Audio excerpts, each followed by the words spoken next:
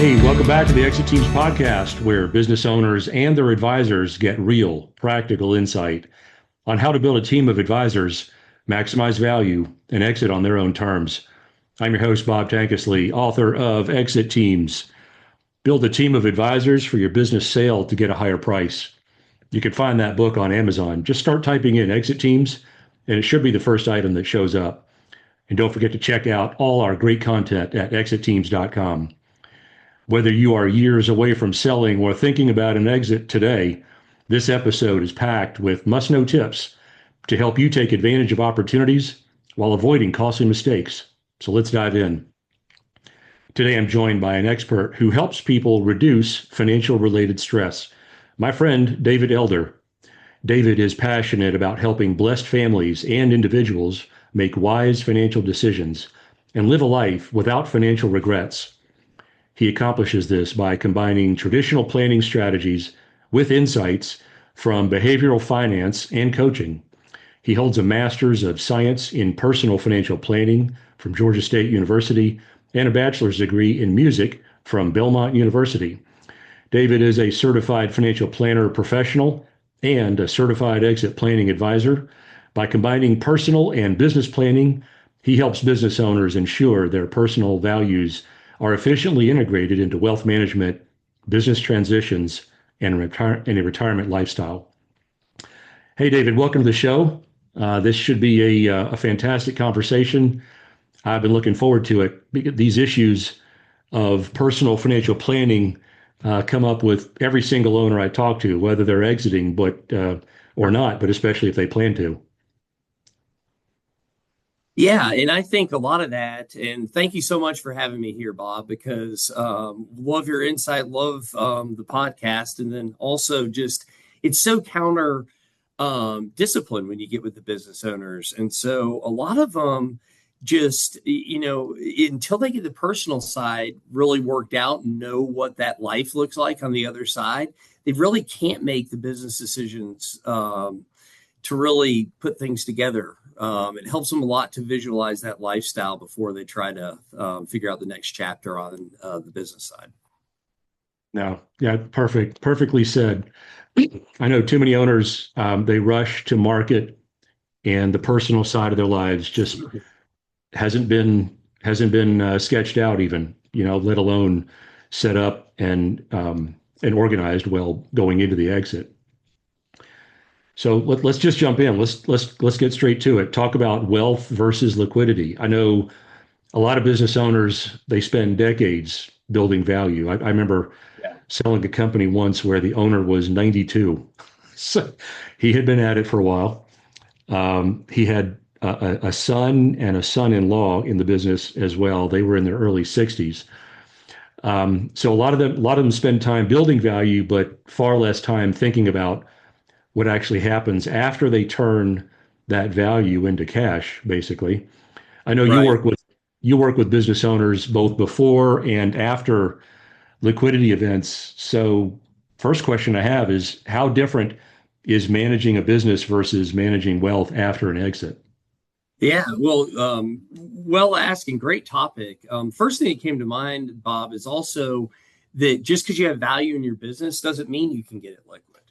And a lot of business owners are shocked by how much value they potentially leave on the table if they don't dress their company up correctly, don't try to position it correct for succession or buyer. Then on the other side, one of the things that's hardest for owners is you spent all this time really building an illiquid asset with a lot of control. And you can move the needle on a daily basis on what happens to your company, and you can adjust a lot of things and have an optionality you just don't have when you go to the other side and you're investing in public markets. And so a lot of times it's really interesting. You get these wealthy people who've generated their wealth through the business, but they're less experienced investors than maybe a corporate guy who invested in his 401k a lot for the last 40 years or 30 years while working. So they almost have to learn that side as something new. That's well put. I had not thought of that before. The owner of a business, run it for decades, put money into it to start with, probably put money back into it over time. That's been the investment. That's been the thing that they've been analyzing, that they've been uh, building. It hasn't been the public equity markets that you can give them exposure to through the wealth management work that you Yeah. do. And there's nobody saying it has to be the public markets. But what I like to do, and this is one thing that a lot of entrepreneurs get wrong, is they tend to be a little bit higher on the risk tolerance perspective. And so, Yes. because of that, they want to continue taking more risk and generating return. And so, that's where I say, for most owners, let's use the public markets to make sure we accomplish your financial plan. And then once we have that wealth gap or the amount of money needed to do the financial plan, we can stay with the public markets and build wealth that way. I mean, there's countless people that do that. Or if you want to dabble in something else or something a little riskier, you can do that. But that way you make sure the appetite for risk doesn't overcome the functionality of the financial plan. Yep. The transition from business owner to former business owner, and hopefully that transition is done in an organized, thorough way. It can be more complex than people expect. And by the time the owner gets there on the other side of that transaction, what have you noticed have been some of the biggest financial mistakes that they make right after selling their company? All the same liquidity mistakes inheritors make. So this applies to anybody who has sudden liquidity. Okay. I I think think at I times, think I know where you're going. Call it yeah, the lottery effect. yeah, it is. It's the lottery effect. At times they spend a little more or bite off more than they can chew, whether it be a new house or redoing something. But, a lot of them don't. A lot of them didn't get to where they are by managing money poorly. But that's still one of the biggest things you see. And there's all those I wanted to do things. They just don't have to be done day one. And sort of like someone that inherits money, there's nothing wrong with saying, all right, we're going to just take the next 6 months while everything calms down. You ask the condition they're in. A lot of times they're very stressed out. Selling a business is like having another job altogether. You got to run your company, but selling your company is a full-time job too often. And so they just need some time to kind of get their equilibrium and figure what their schedule looks like and then make some big decisions. So never underestimate the value of giving yourself the gift of the decision-free zone. I appreciate you, whether you knew it or not. You were backing me up on that when you said that it's like another full-time job trying to sell your company. It truly is. And here, owners are trying to manage a business that they hope to keep profitable and in an upward trend. I know several of them, try to sell their own companies at first, which I don't recommend. I could be accused of being biased, given that's what I do for a living, helping them sell their companies. But you see it. I'm sure you've seen it before, where the pressures of running that business and keeping it optimized, keeping it looking like something a buyer pool would be interested in, while also trying to manage a deal with those same buyers. It's very difficult to do. Oh, absolutely. The way I think of it is it's why the most football teams separate the position of coach and general manager. It's hard to be in the trenches with the guys and also doing the deals. It's also in that the emotional side is what drives them to eventually get the advisors. It's not necessarily that you or I know something they don't. I mean, heck, now with AI, they can figure that stuff out. But it's, do you have the judgment to do the right thing? And I think going forward, a lot of times that's why we help folks and reduce that stress, is because you've been through it several times, Bob. You can help them have better judgment through the process. We're essentially talking about what some people have in great abundance and others do not. But this issue of control, this need to feel like we're in control. And in a business owner's case, they often, when I meet them, they want to maintain control of various decisions, their own cash flow, and the outcomes of those decisions. So let's just go straight to it. Where does that sense of control break down once the business is sold and the focus then shifts to managing the wealth? Yeah. Well, I think that sense of control is where your number one sense of owner or seller's regret comes in.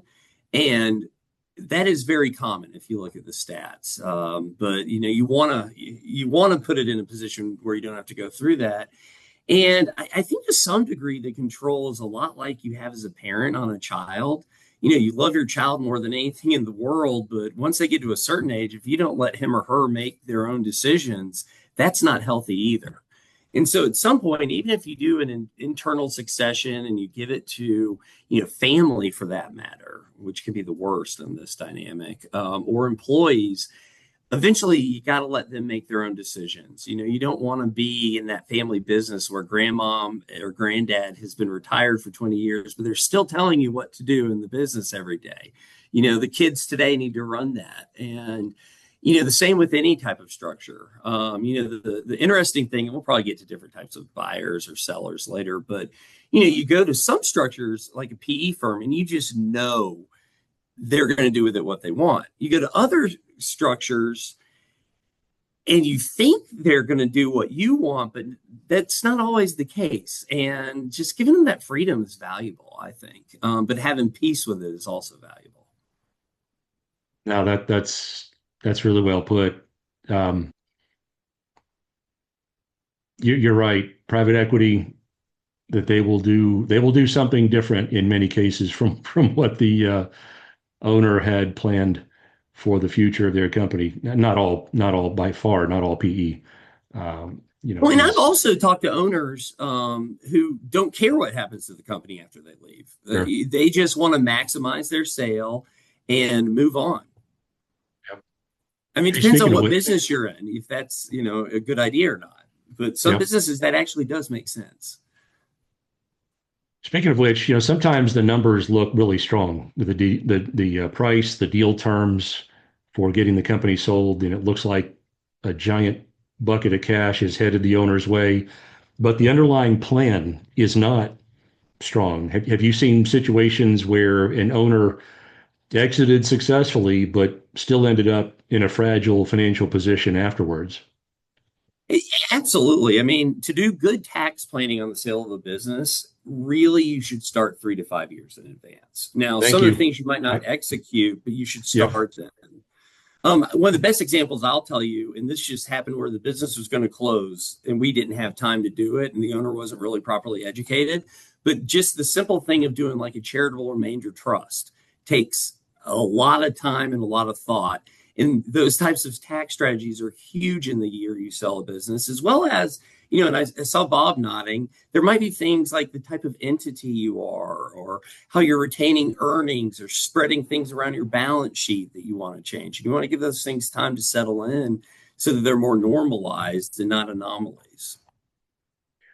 Yep. You just said something else that backs up what I've been saying for a while. People often ask me, how long should I take to optimize my company, is the way I put it. How long should I take to get my company ready for sale is the translation. And I've been saying 3 to 5 years for a really long Right. time. Well, and the big kicker on that, and I do like to stress this as an advisor, is 3 to 5 years, but you don't always plan when the market comes to you, which sometimes happens, and you want to be able to move. And you don't always plan for death or disability or divorce or all these other things that can happen that change your timeline. I've been saying to owners for a while, where if you've got time, money, the right people, and your own health, and to your point, that last factor, their own health has been a big variable that they've had to consider. Optimize the company, get it ready for sale, knock out these objections before a pool of buyers gets a chance to look at it. Yes, absolutely. Let's talk about the pressure of going to market. And you just mentioned, perfect segue into this question, the timing of when to go to market. I know timing Yeah. can play a massive role, not just in the exit itself, but in how the proceeds are managed. How does Yeah. timing, like market conditions or tax environment, personal financial readiness, how does all this impact the post-exit outcomes, call it? Yeah, that's a great question. Um, I would, with the tax environment, that's one of the hardest ones to predict, and one of the ones I would probably plan around the least. I would do things like the time of the year, but I'm not necessarily going to worry about, who gets elected in 2028, that type of thing. The other stuff you mentioned, I think, has a real relevance to timing and markets. I mean, there are times markets are hot. There's times liquidity is very available. There are times buyers are aggressive, and sometimes it's industry specific. Sometimes it's just, a general economic environment, or maybe even location specific. A certain city gets hot. Yep. And you want to be able to react to that, but you don't want to rush to it. And then the other one is just, when you're ready, there's a lot that has to happen that I think on this idea of lowering stress, doing some of that due diligence, really like a mock due diligence of what's going to be asked of you at the time of sale. It's really a good exercise, because what you often find when you do that is if you have any errors in things like the way you keep your books or inefficiencies, maybe old subscriptions, something like that, it's a great time to find those things. I've been using the term done diligence lately. Create a vault, a virtual data vault of some kind, have the wealth manager, the CPA, the valuation person, the banker, any of the attorneys, load stuff into this VDR, this virtual data room. Yeah. And to your point, well in advance of going to market, have people look at it, have different sets of eyes look at what's going on, and so that we can start coordinating, advice long before we start trying to build the buyer pool. Yeah. And quick segue there, having some technology to do that in between is really possible now. And so Yep. that's cool, because you can do it securely. And that's important when Yep. sharing. So let's talk about after a liquidity event. I'm sure you've seen where there's been some pressures in an owner's life that have led to poor financial decisions after a liquidity event. In my book, Exit Teams, the main character is pressured by his spouse, to think about things that they need to be doing after a liquidity event. The main character has a best friend who sold his company, and so there's pressure there to get to the liquidity event. These are real pressures. What have you seen in an owner's life? Yeah, I mean, definitely the identity change. And a lot of times these are go-getters, so they need to channel that. And I've even Yep. seen life coaching, certain retreats like the Modern Elder Institute, things like that, that owners have really enjoyed going through. Certainly on the investing side, I've seen a tendency to be too aggressive, kind of covered that earlier, and, not happy with things like, the yield on bonds. It's like, well, yeah, that's boring, but it serves a purpose too. And then you mentioned it earlier, the lotto effect. That's always a potential mistake. But I think one of the other ones is just that they have to do everything so immediately, and give yourself some time. Yeah. Often from the outside, it looks like an exit was successful once they hit the finish line. But Yeah. financially, it's really just the starting point, right, for the rest of their lives. I mean, some of these owners, Yes.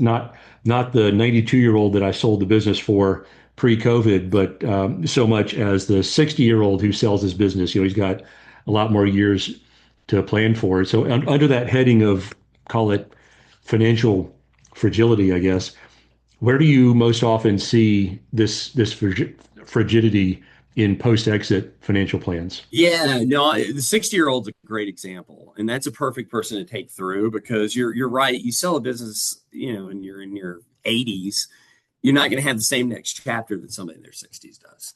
So, immediately he has probably maybe some insurance questions, got to buy health insurance a different way, going to have to decide when to take Social Security, probably never thought about that. Going to start some income, but then, he's 60, that's still young. Do they want to have some type of part-time job? Do they want to possibly buy a business and, run a small franchise? What do they want to do with the rest of their life? Are they going to be living where they are, where their kids, grandkids, how involved do they want to be? Well, you really start thinking about all these things. And then the big shift I also see And that 60-year-old, and it happens somewhere around 70 to 75, Hmm. is depending on how much money they had, is you start thinking more seriously about your legacy. And in their 60s, it's all, is this money going to last me? What do my wife and I want to do? And then it starts translating into conversations like, let's be sure we leave X amount per kid. And, what should I spend versus leave behind in like a distribution plan? Interesting. Yeah. After you get through that initial checklist of bucket items, I guess they call it bucket list items. Yeah. um, we're gonna sail around the world. We're gonna sell the house and or buy a second one. Buy that vacation home we've been putting off. Now comes the reality of, okay, this is bigger than me. My Yes. kids, my grandkids, multi generations possibly can benefit from Right. this wealth. And people often think of it, and that was so beautifully said back or there, Bob, because so often we think of estate planning as, do I have my money written down what it's going to do when I die? That's contingency planning, right? It's Yep. when Yep. you get to that older point, it's this is what I want my legacy to be, which is totally different than contingency planning. Yes. I had a estate planning attorney on the show a few episodes ago, and I he hadn't thought of it this way, but I'd said, you might want to go to your clients and potential clients and tell them, hey, just because we're doing this planning, just because we're setting things up, doesn't mean that that speeds up the day when all of this is needed. But it sure does. It sure does make your heirs and the people who depend on you and your beneficiaries better off that you did all Yes. the planning. Just knock it out. Right. You know, at the outset, I talked about how we on the show we often try to help owners avoid mistakes. Taking advantage of opportunities are great, but avoiding mistakes can often set owners in as good a position as taking advantage of an opportunity. So, can you share an example where there was a successful exit that led to unexpected financial challenges after the dust had settled and everything was done? I mean, absolutely, it's going to be on the tax side usually for Yeah. something like that. Often we'll talk to owners who are either, we're working with one right now who they want to do a gifting strategy to their daughter, as an example. They might be too close to the sale to let that by IRS rules actually go through at a discounted price. That's a good Mm. example. And so when they sell that, they're going to have a larger tax bill than if they had done that. Those are usually the ones I see.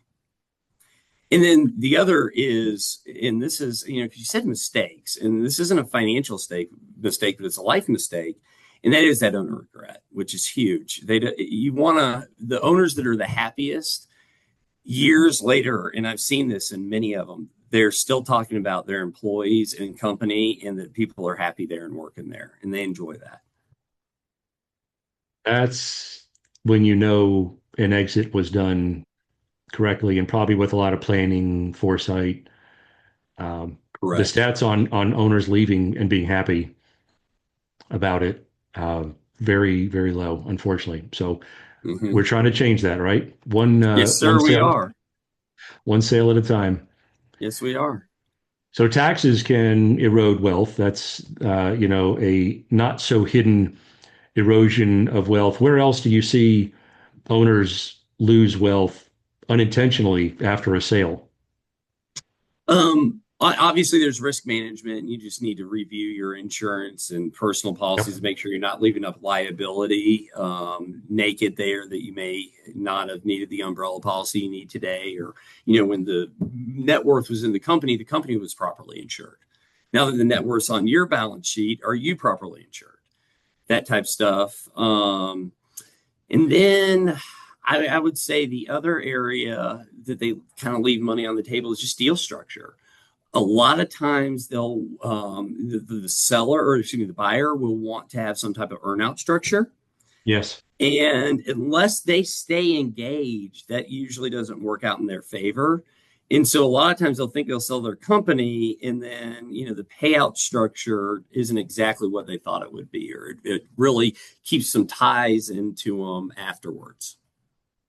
I'm glad you brought that up because it is a larger percentage of deals these days do have an earnout component. And when earnouts are part of the deal, they are a growing percentage of the ultimate payout. We've noticed that over the last few years as well. Earnouts, for those listening or watching that may not know, earnout is often thought of as or used to accomplish build a bridge between where the seller thinks the value is and what the buyer is willing to pay. And hey, let's work out an earnout, and we can come to terms, but there's going to be a fair amount of yet to be paid contingent payments after the closing is finished. Yeah. Hey, let's And talk similar about. on seller financing there, that can be an issue Oh too. yeah, yeah. Yeah. More, which tend to be more fixed in nature. Earnouts tend to be variable, but 100%, we're seeing more seller financing being requested by the buyers. Yeah. And kind of the thing I'm seeing as a common thread on all these is leaving tentacles back in the company. Yep. You want to separate yourself. Another great example is you could still own the building the company uses. That's not a bad thing, but it's a tentacle. And so let's just remember that. Yep. Well said. Hey, let's talk about your SEPA designation, Certified Yes. Exit Planning Advisor. Let's get a SEPA perspective on some things because this designation basically puts you in a unique position. You're not just looking at wealth, but you're looking at the exit itself as part of the plan. So, how should exit planning and wealth planning, just be integrated before a sale Yeah. happens? Great question. And SEPA was really transformative for me on that because it gave a process of linking a person's company to their personal balance sheet and really getting the type of information you need to go into that company and see how the liquidity event will impact their personal balance sheet. What steps do you need to do? Because there's not it's not like a publicly traded company where there's a clear separation between you and the shareholder. A lot of Yes. times there's some entanglement there. And the SEPA, it helps you make sure you're not leaving money on the table by just tweaking simple things that might help you move up in value. Really helps us as financial advisors, I think, quarterback your situation, connect you with people like Bob or other, attorneys, CPAs, EO, meaning employee ownership professionals as needed, but walk them through that process. And so, when you ask what has the SEPA been for us, it's really a language and a process of getting people there that lets us really differentiate ourselves as advisors because we're working more with your company, not just your publicly traded investments. Yep.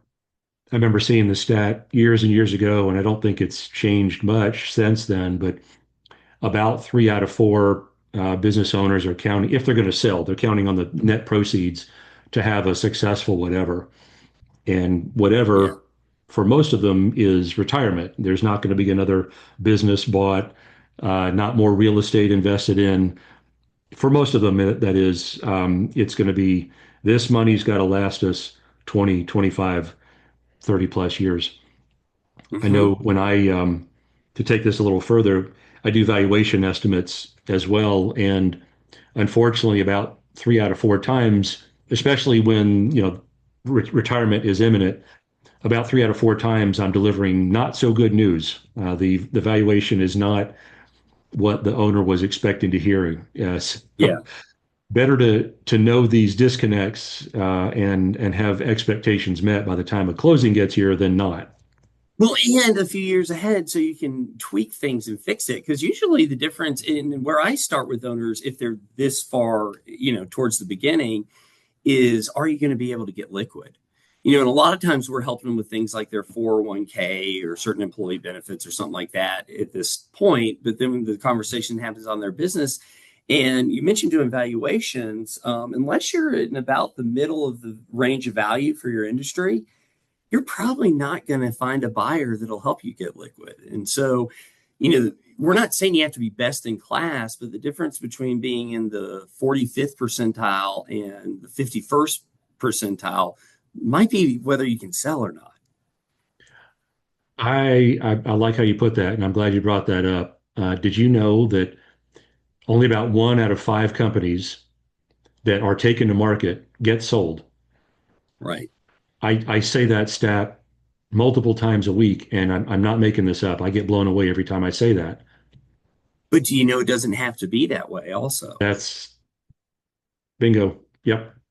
We And there are, you can't sell any business. There are businesses that the market's just going to reject. I mean, go try to open a video rental store like Blockbuster right now. You're probably not going to get a loan for it or be able to sell it one day. But, a realistic one, sure.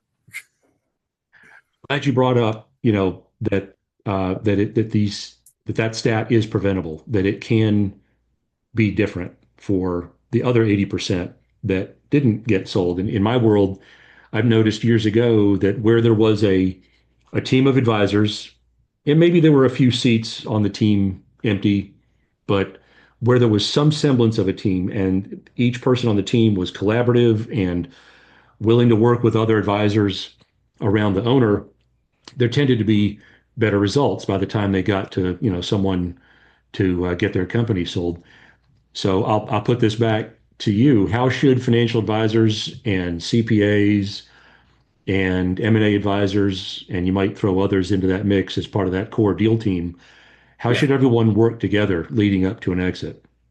Yeah, the first thing is play well in the sandbox, be team players, and probably have some type of group meeting where we're all on the same page of the objectives, know what's going to happen, really kind of understand the business and project plan. Then from there, we can delegate and go out and then checking in throughout the process. And I would also say, early on, like we may just need an opinion from somebody like Bob and he's willing to give it. And it's an opinion based on our assessment of can you get liquid or not. That allows us to do a financial plan to then go, okay, you're going to have this amount of money. Can you live on it or not?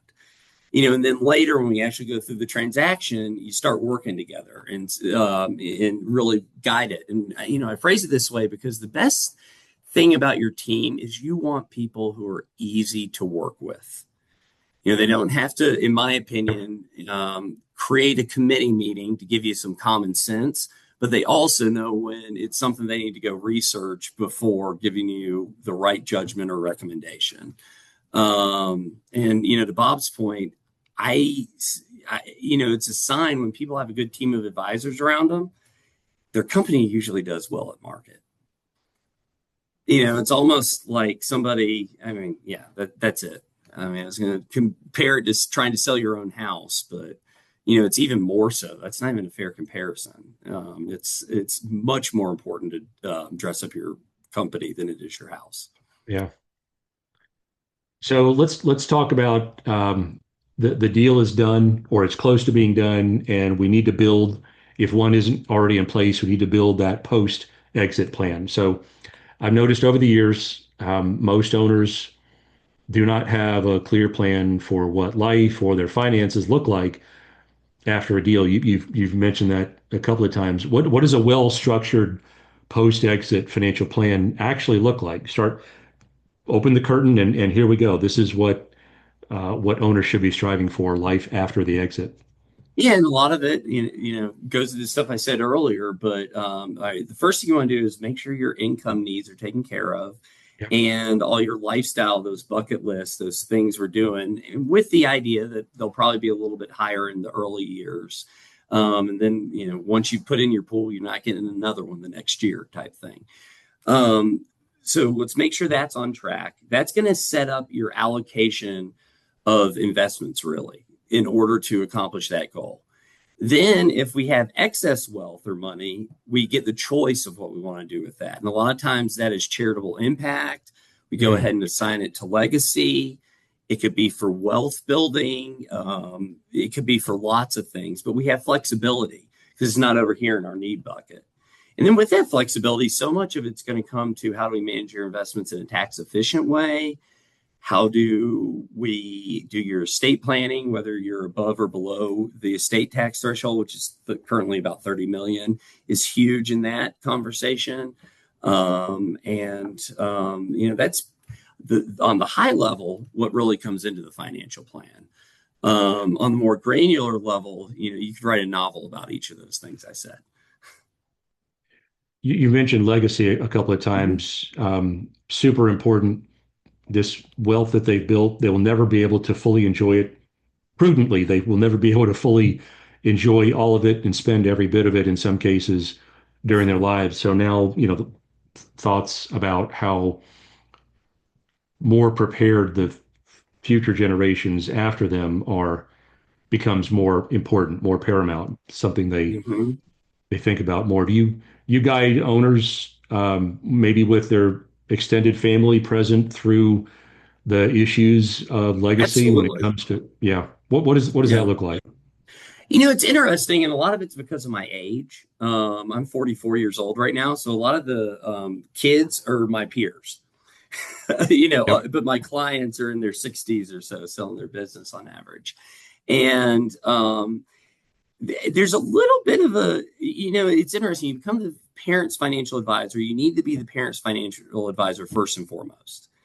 And then you go down to the kids. A lot of times they have their own financial advisor, but you need to have some type of role in that. And really, the main education I try to give to both sets, both the parents and their kids, is just the idea of stewardship. And that if you don't teach it, inheritance statistics are horrible. It's like 18 months on average before most What inheritance what's what's the is stat? spent. 18 months after most inheritance is gotten, it's been spent. Oh, Yes. And so, it's been a while since I looked at, what percentage does that mean? But I if mean, you had I said see it with our clients. if you had said 4 or 5 years, I would have been shocked, but 18 months. Yeah. Well, in the interesting part about it, so let's take somebody who builds, a $2 million net worth. Okay. If they have two children or three children, and then you split that up between them, do a little bit for charity, it's kind of easy enough to take 900,000 and go, wow, I'm rich, but you're not really rich. And so your mistakes hurt. That's the price of a nice house these days. That if you pay cash for, there you go. Your Yeah. 800,000 is now tied Well, up. yeah. And hopefully the heirs are, good like that. But what you realize is you take these fortunes and then you split them up amongst three or four people. It's not as much per family anymore. Yeah. Yeah, my wife and I have 5 kids, so we You know what we I'm saying? Well, yep, that's it. yeah. Why do you think so many successful owner operators struggle with managing wealth after an exit? I- I think so much of their experience with wealth was driving the business and putting it back in there, and they almost have an instinct to do that. And so to really get hands off of it is not yeah, in their nature. Most of them, we have this assessment. It's really a great assessment. It's called Financial DNA. It tells you a lot about the type of investor you are, as well as the type of leader or worker you are. I highly recommend the owners take it for those purposes and maybe even share it with their teammates. One of the things that comes out of that, and I'm a personality called a community builder. So when I'm my healthiest, I'm usually like putting together teams of people to go solve problems. They're an initiator typically, or an yeah. influencer. In those types of personalities, you're most comfortable in a leadership position. And so it's hard for them to not do that to some degree. And I think that's why they struggle with it because they're not in control anymore. And not to talk bad about them, but No, I get it. Yep. it's that idea that when the market goes down, they call you up and like you're their CFO and they go, what do we need to do? Wait till it goes back up. Yeah, that's funny. And Yeah. that mindset, it can impact their state of mind, their own health, if they take it to the extreme. So you're very much their coach and their guide in a way that they hadn't anticipated, Yeah. but is is incredibly important for them. You, and I'll For give you that. one more. This is an interesting one. This is actually, you've asked mistakes so many times. I should have brought this up earlier, but so often, and this is a mindset thing, they're not opposed to debt in the business. They're very debt averse on the personal balance sheet, very Yes, debt averse. And, sometimes when you buy a car or a house or something like that, send a kid to college, it just makes sense to finance it. that's funny. Yeah, I got to pay cash. Yeah, but could you be using your the money that you spent on that $50,000 car or that vacation property? Could you have been using it in other ways for other purposes, better purposes? Interesting. absolutely. Hey, David, as we round third and head toward home here, we've got this rapid fire section that our audience has appreciated. So here we go. The biggest financial mistake that owners make after an exit. Seller's remorse, overspending. Is this like a one word thing or just like a sentence? Oh, you take it where we got plenty of time. Take it where you want to go. Okay. All right. Let's start it over again then. Biggest financial mistake that owners make after an exit. Spend money too fast and indiscriminately. Okay, I could see that. Um, Without the business, the most underrated driver of long-term wealth. Patience. Oh, good one. One thing every owner should plan for before selling. The due diligence process. Yes. Let me, audience, let me reiterate that. That's where dreams are dashed. Uh, Today's buyers are getting super particular, specific, very granular in their requests. Due diligence is taking longer. I will back you up on that 1,000%, David. What creates financial security the fastest? Um, Being frugal. Yeah, I like And that. then planned is a second. So the opposite take of that, what destroys financial security the fastest? Well, it's really being reckless. And I mean that in a risk management perspective and a spending perspective. Yep. But a lot of Owners, recklessness can happen. And even when you're running your business, a lot of times it's growth, growth, growth, growth, growth. But you forget about sometimes the risks that opens up. yep. Most owners, they spend years preparing to sell, but very little time preparing for what comes after. Here's one of those catch-all questions. If you could sit down with a business owner today and he or she is that proverbial 3 to 5 years out before they sell, what would you tell them to do differently to prepare for life after the exit? Yeah, absolutely. Track your spending and budgeting. That would be my because they all spend more than they think. My basic financial thing. And then prepare your identity. Know that it's going to be a shift, know that it's going to be a change. I mean, to some degree, it is like a child going, because you think like, oh, it's a sale. It's not like a divorce. That's different because that's not a natural flow that has to happen. It's like a child leaving the house if you've sold it well because it's going to have a life after you. And so just preparing yourself to allow that to happen as well as what you'll do next because you're going to want to get fulfilled. You're going to have a huge gap and you don't want to be that guy that thinks he's going to find fulfillment playing golf 5 days a week and then 3 months in realizes his handicap isn't going down even though he's playing all those days and doesn't really like it all that much anymore. There's more to do. So start thinking about those issues. And there's only so many fish you can reel in. There's only so many Caribbean destinations you can visit. Yeah, There there's you go. bigger issues. Hey, David, this has been awesome. This has been a great one.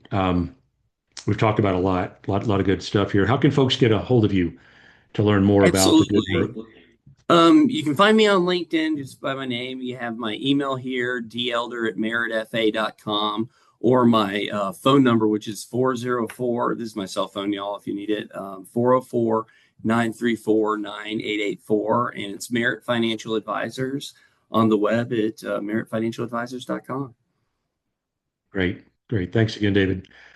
Well, that's a wrap for today's episode of the Exit Teams podcast. A huge thank you to my guest, David Elder, for sharing his expertise and his insights.